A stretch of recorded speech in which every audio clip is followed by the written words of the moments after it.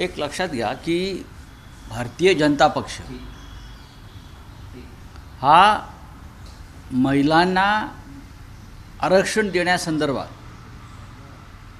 महिलांना त्यांचे हक्क देण्यासंदर्भात एक बिल सर्वानुमते मंजूर करावं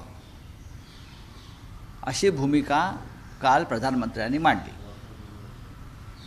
आता महिलांच्या आरक्षणामध्ये आणि सुरक्षेच्या मुद्द्यामध्ये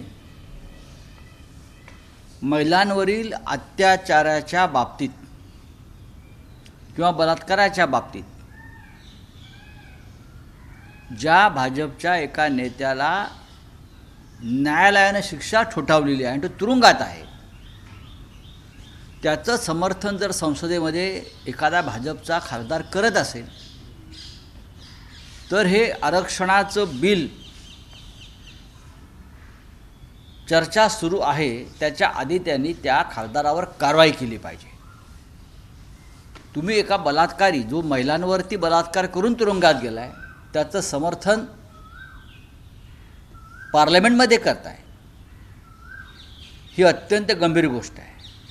भारतीय जनता पक्षाचे कॅरेक्टर काय आहे, चरित्र काय आहे, ढोंग काय आहे हे या प्रकरणात दिसतं आहे. आम्हाला या विषयावरती फार चर्चा आता करायची नाही आहे. आम्ही त्याच्यामध्ये योग्य वेळी काही भूमिका घेऊ. एबीपी माझा, उघडा डोळे बघा नीट.